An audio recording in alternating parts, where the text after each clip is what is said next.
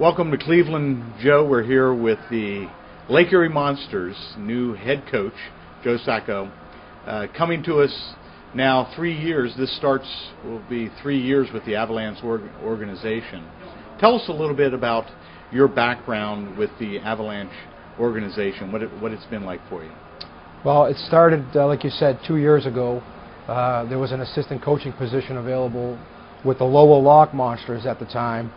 A little bit similar name to now, and they were a split affiliate. Colorado was a split affiliate with the Carolina Hurricanes at that time. So basically, we had half our players there, and Carolina had half their players there. So the position was available, and there was a person that I had played hockey with the Washington Capitals by the name of Craig Billington, who is now the Director of Player Development with the Colorado Avalanche.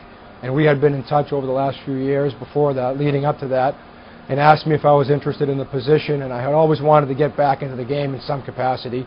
So that's kind of how it started, getting involved and getting back into the Avalanche organization. You've had a great career in hockey, been in a number of organizations, had a chance to see a lot of the hockey world, really, not just here in the United States, but talk about the Avalanche organization. Many consider the Avs organization to be one of the premier organizations in hockey. What do they bring to the table that's special? Well, I think number one, there is their commitment to winning up top, obviously with the Colorado Avalanche, and the success that they've had in the short amount of time that they've been in Denver, obviously winning 2 Stanley Cups, obviously qualifying for the playoffs every year with the exception of this past year. So their tradition there and their excellence of commitment is just far and above most teams. And now their commitment to the development side of hockey, which is becoming more important in today's game, obviously. With the new salary cap in place, teams have to develop from within their own systems now, whereas before you could go out and trade for players at the deadline. You just don't see that happening as much anymore. So with our new general manager, Francois Giguère, now, his commitment to the development side of hockey is instrumental for us being here in Cleveland next season. One of the things that the Avs GM, Francois Giguère, said that he expects from you is that he's confident that you'll be able to implement their vision, the Avs system, and developing their players through that system.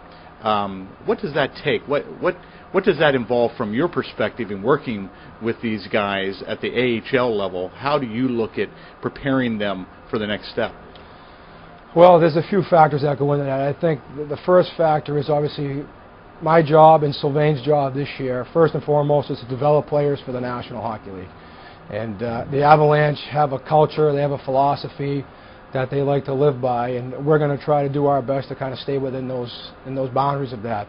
As far as from the hockey standpoint, you know, there's a big difference between the AHL and the NHL, and obviously every player in that league, their ultimate goal is to get to the next level, the National Hockey League. And I think one of the main factors that goes into that is, you know, your commitment on ice, your attention to details.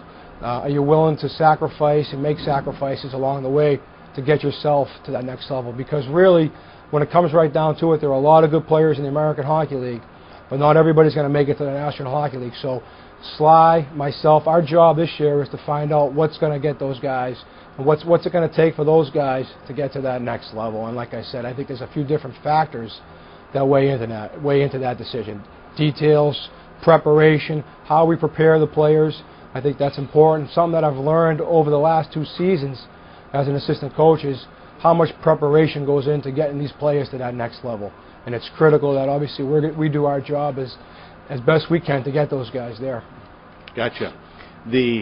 The whole development process is really somewhat unique, and as you mentioned, with the new salary cap situation in the NHL, it's become more of a focal point. And talk a little bit about the change in the NHL and what impact the new salary cap structure has on the AHL and how teams operate. In other words, what's going to happen here with the Lake Erie Monsters is extremely important.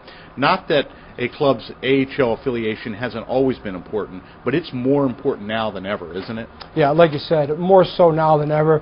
It's critical that we develop from within because of the new salary cap. Like I said before, in the old days you could go out and you could trade players, you could buy players because you had the luxury and you had the freedom of no cap over your head. Now, with the cap, and there's a ceiling for every team, so every team's playing on a level field, it becomes more important than ever to develop from within your own system. And I think what you'll see now because of that is more Lake Erie Monster players going up and getting a chance to play in the National Hockey League, which is exciting, I think, for the people here in Cleveland.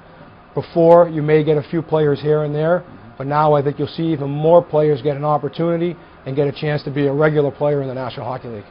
It's your first trip into Cleveland in quite some time. We were talking earlier. Last time in, I think, was back in 1992 with the USA team, the Olympic team, on a tour. But your impression of walking into this is obviously a major league building, and I think it brings an environment that can be very exciting for hockey, and hockey has worked very, very well here in years past. So what are your impressions coming into a building like this, being able to take the ice in an environment such as this? Well, I think it's going to create an exciting atmosphere, not only for the coaches and not only for the Colorado Avalanche organization for us being here, but I think more importantly our players, when they get here and they see the building that they're playing in, they're basically playing in a National Hockey League building right now. I think the excitement from them will be second to none. I think that hopefully that'll give them even more motivation. Not that they need any more, but maybe they'll get a little bit more motivation when they come here and they see the building that they're playing in, see the area that it's become. I mean, like you said, from 1992, the last time I was here, I think the downtown area has really come a long way, and it's a great place to be now. And I know that speaking for myself and my family, we're excited to be here, and I think our players are going to be very excited to be here and be a part of this building. Talk about the building, but really the relationship that this team needs to establish outside of the walls of this building is into the community. Talk about the important role fans can have and the special connection that hockey fans have with their teams. Well, I think it goes back from years now. I think hockey players just have a special, a unique ability to interact with the people in the community. And they've always done that in the past. I think they're very easy to relate to, and they enjoy getting out in the community and working with the kids and going to schools and, you know, visiting different schools and reading with children and all those activities. So we're going to make it a point from the Avalanche organization that we want to get our guys involved in the community.